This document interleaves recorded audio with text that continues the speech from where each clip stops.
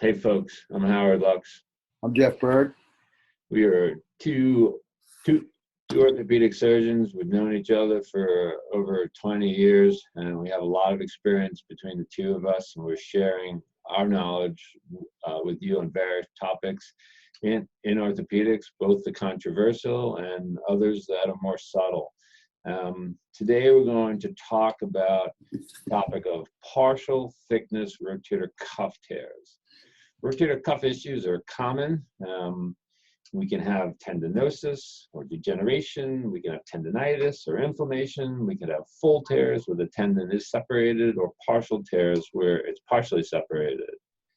Jeff, partial tears is not common. It's not easy to discuss because sometimes someone had an injury that might have actually torn the cuff, and sometimes a partial tear is just because of tendinosis or degeneration, and the cuff is literally just dissolving off the bone.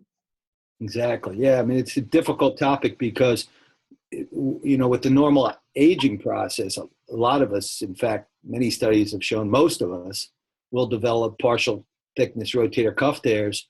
And many of those studies where they look at patients over the age of 60, and the numbers are somewhere between 50 and 60% of people will have tears of the rotator cuff. Most of these are partial thickness tears, and they're asymptomatic. They don't even cause any pain. It's just wear and tear.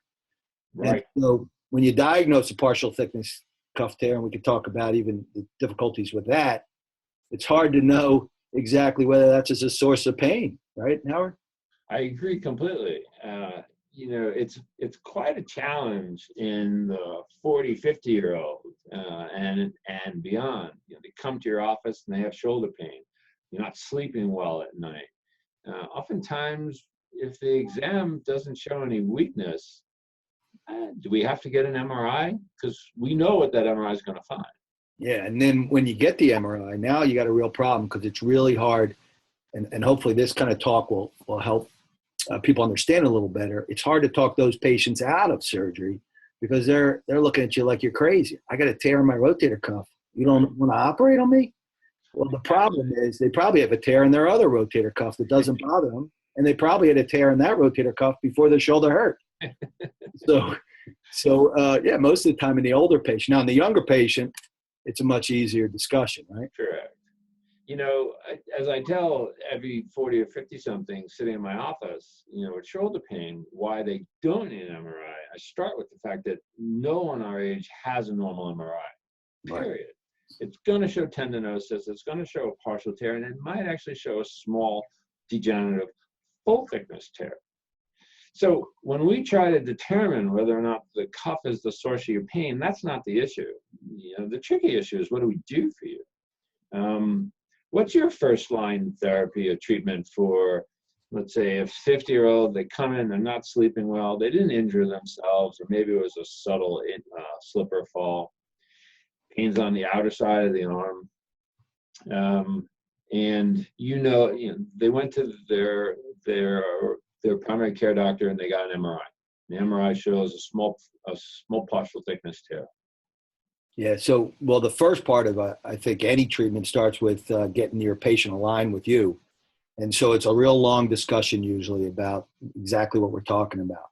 One, that the MRI sometimes have a difficulty distinguishing between just age-related changes and a tear, and two, even if you have a tear, it may not be the source of your pain. Or it may, but three, it probably doesn't need surgery.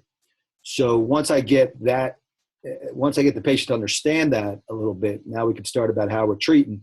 And I usually think that a lot of the problem can stem from either some subtle inflammation there, maybe swelling in the tendon, maybe swelling in the bursa, and perhaps some weakness or dysfunction of the shoulder. So I'll usually try to give them a little bit of anti-inflammatories if they can tolerate it and take it for a period of time, and get them into some therapy to work on that dysfunction, get the shoulder functioning a little more normally.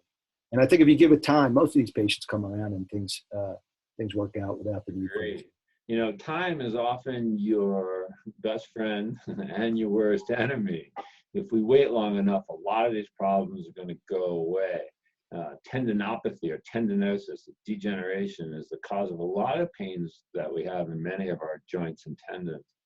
And if we distract long enough, the Mother Nature is going to heal this.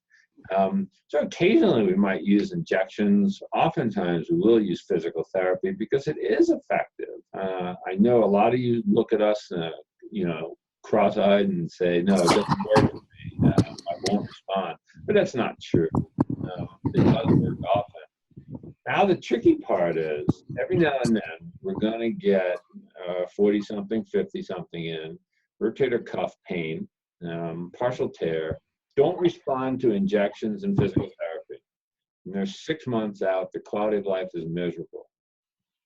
What do we do for that person, right? I mean, we don't decompress them anymore, right? We leave that acromion, that bone spur alone. Have you tried that patch, that rotation medical patch? Yeah, I have. And there may be something to that. I'm not 100% sure exactly the perfect indications for that, but the patch that Howard's talking about is this tissue patch, animal tissue patch that we put on top of the rotator cuff to try to get it to be thicker. And there's some evidence out there now that this may help, and it's a simpler procedure than repairing the rotator cuff.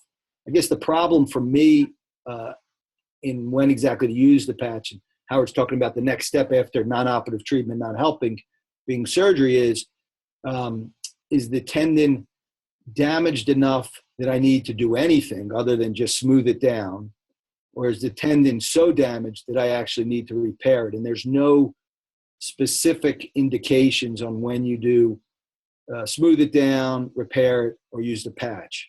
And for me, it's a little just not quite clear when to do all those. When it's a big, deep tear, I feel more comfortable repairing it than putting on the patch. But what are your thoughts? Yeah, I agree with you. If in older folks, I'm saying 60s and 70s, where the cuff is degenerative, oftentimes I think the patch alone can work. In our age, overhead athletes, if it's a really deep tear, more than 50%, 75%, I might fix that and then put the patch over that. If they're superficial tears, less than 50%, and there's a lot of adhesions or scar and inflammation in the bursa above the rotator cuff, and we remove that, then I'll put the patch on and go home. And so far, I've been pleased with the results of the patch. A lot of people seem to respond very quickly. Yeah, Howard, are you, so I don't want to get into too much technical detail, but when you put that, are you using the patch for all your partial thickness tears? Or there's some where you just debride it or smooth it down and then and leaving it at that? Yeah, so if it's not a very deep tear and there's a lot of bursitis and I'm pretty sure I've identified the pain generator, I might not put a patch on. Got it. Correct. So partial thickness rotator cuff tears in general are degenerative. We didn't touch on the young athletes, and in young athletes, that's a different talk because these partial tears of a rotator cuff are usually due to instability, where the shoulders are actually loose. So we need to deal with the instability at the same time we deal with these partial tears. But for most adults out there, you can't move your shoulder, you're waking up at night. Most of you are going to recover with an injection and some physical therapy, or as Jeff said, some oral anti-inflammatories and some therapy. And most of you don't even need to listen to what we said about the patch because it's going to work. All right, folks, we'll see you soon. Take care now.